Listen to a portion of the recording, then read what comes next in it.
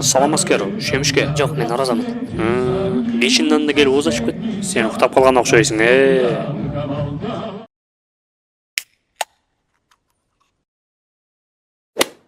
Салам алейкум. Салам аскер. Ой, салам достор. Назарыңызда KG каналы.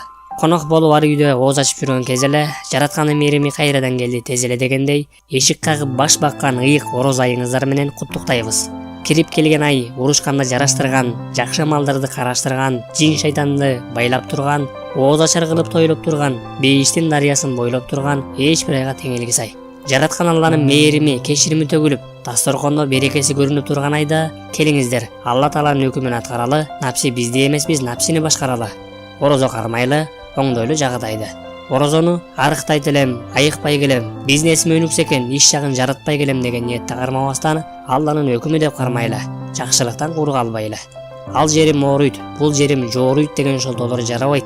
Жумушум татаал, жашоом катаал дегендерге жаратканым карабайт. Келиңиздер, шылтоонун баарын жыйнап туруп, напсини бир аз кыйнап туруп 30 күнгө орозбек орозгүл болуп коелу.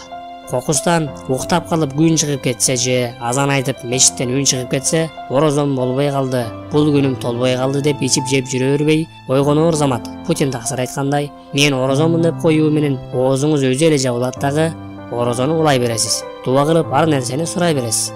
Эгерде унутуп калып ичип жеп алсаңыз дагы, эстер замат токтотосуз дагы, орозону улантасыз. Жеп алганыңыз менен болсо ашказанды кубантасыз. Баса, орозодо 2 маал тамаккаган өтпөстөн 5 убак намазга да өтөлү. Кечирим сабырды көздөй көчөлү, мээнетин кылып ыймандын, күнөөлөргө өкүнөлү кечеги.